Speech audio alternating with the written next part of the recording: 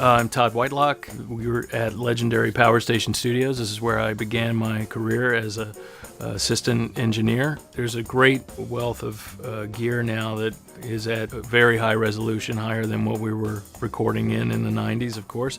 You know, it was exciting to know that Sony was launching a line of microphones, that was going to hit a mid-price market, allowing a lot more people into that technology and a lot more people into that sound. And what they came up with is something I think is far superior to most mics at that price point. So I was impressed, just right out of the box. They went right on stands, went right into the session, and I didn't replace anything, but I put them aside things so that I could make a comparison. And once I had it, I would go in and move them a little bit closer, thinking maybe these will be the ones that end up in the mix. So, those aha moments, don't come around that often. So, I was excited. So, recording the human voice is always probably the most telling way of determining how true the microphone is in a lot of ways, a frequency response. And like I said, that presentation that allows that voice to just effortlessly float in the stereo field. I call it like a forward voicing, like it's vocal forward. If I had to say that, which means it makes the job in the mix that much easier. You're not having to put a lot of signal processing into it dynamically to push it forward in the mix. The mic has voiced it for you. I think that purity of the vocal is what artists identify with most. You want to bring something special into the session, something that you are turning them on to as well. And that's what's exciting about new mics. That's what I find exciting about the new Sony C100. I was able to take that mic to my artist Cecile McLaurin-Savant, and we tried the C100 up, and even in her headphones, in not a great pair of headphones, through a Studio Q system, she's like, wow, what is this microphone? It's like the minute I think you get on it, people really can tell how different it is in terms of its electronics, and whether or not they know what the diaphragms are doing. They know that there is a natural presence that doesn't sound manipulated. It really is a very true to life sound. And I was really also pleasantly surprised. It brought another level of extension, maybe to the top, that just makes a much more natural capture. That forward presence just kind of effortlessly put it in the mix, and without fighting it dynamically or with other EQ, the clarity, and the detail in the performance was all there. It passed the test. Flying colors. Using it on vocals, it brought to mind immediately that kind of presence that the C800 always brings to a vocal. And it was a really exciting revelation, knowing the price difference between the two. And I don't personally own a C800. I'm just lucky to get to use them. But the voicing of this microphone is very similar, and the amount of air and as I said, that forward presence for the vocal is in this microphone as it is in the C800. Just a very open, very natural, very human sound. The least amount of processing we can do to any music, the better it's going to sound. I think the first thing to test the extended frequency response in the high res, for me, that would be telltale, was recording an acoustic bass, a jazz bass.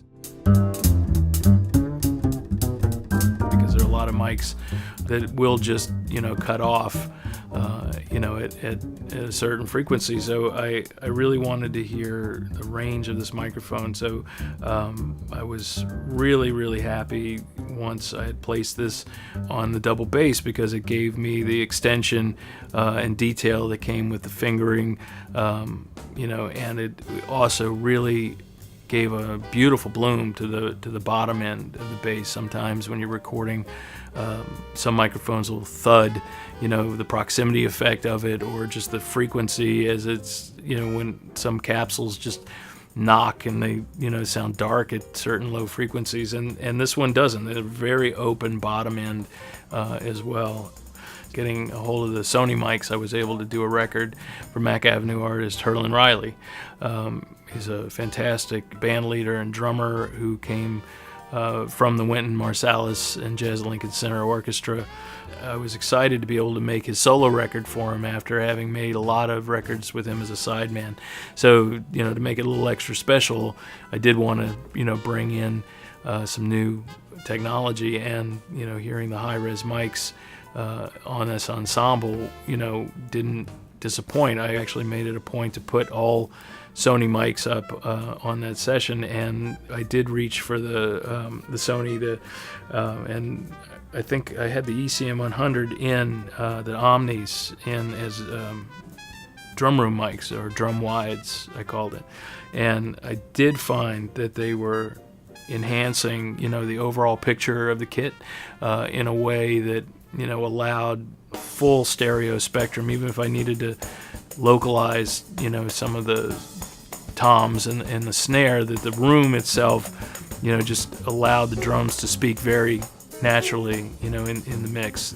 If the drums are tuned well and the player is playing in a very, balanced way, which he was, you can pull back and start getting, more of a roomier sound, which is a more natural sound than, something that's, exactly, 1.5 inches from the source. So, again, I found with the drum wides with the 100 ends that, I was able to place a much more realistic drum sound into the mix. So the 100 end one out for drum room mics, so that was surprising. The one of the most important, harmonic components to the jazz is the piano.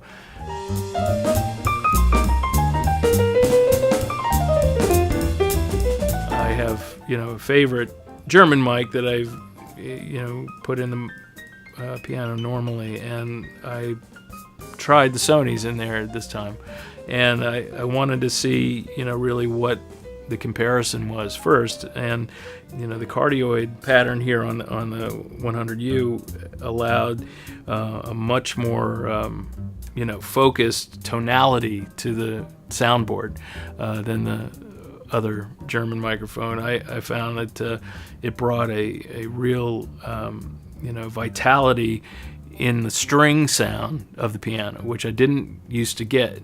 So again, it could be the extended frequency response, it could be the transient response, but I would tell you that it voiced the piano better, and I think that's true whether it was at 96K. It would be true if I was at 48K. I'm sure that it wasn't the sample rate that was giving me that as much as it was the microphone. Of course, placement was critical. I moved it a few times to find a sweet spot, but I would tell you that we didn't really make up our minds that day on the session that it had won, a shootout, but the mix was very telling, and the mix of this Herlin Riley record will feature this, a pair of these, in an ORTF. So a big fan of the 100U.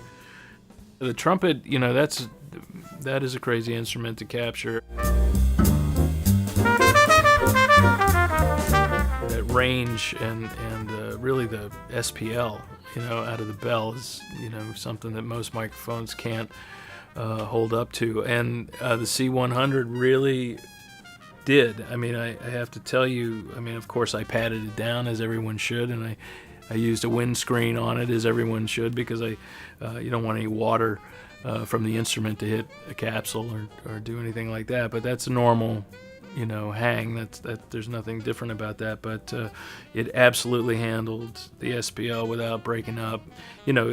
For all intents and purposes, this is probably the kind of mic you could put, an entire session of C100s up, and get something, great out of everybody. And I just am looking forward to more sessions I could put this on.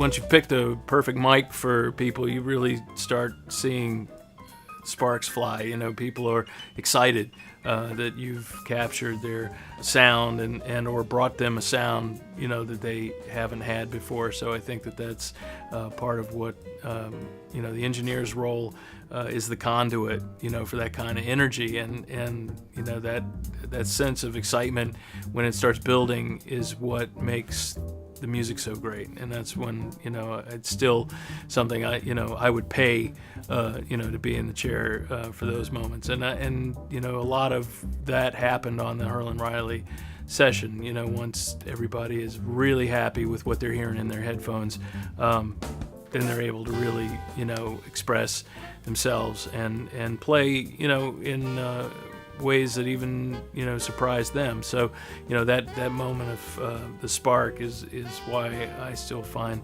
you know, acoustic recording, studio recording, and you know, being in the moment, you know, immensely gratifying. Music is a thing that can heal your soul. Black or white, rich or poor, young or old. It came to me at an early age, with me all my life as I turned each page. I got a lot of knowledge from folks who taught me. We need to pass it on to people we teach. A great musician who taught a whole lot of fellas. He wrote this tune, his name is Ellis Marcellus. Ellis Marcellus. Great Ellis Marcellus. The Ellis Marcellus. The dad of Branford, Winter, Delphio, and Jason Marcellus. Ellis Marcellus. Ellis Marcellus. The great Ellis Marcellus.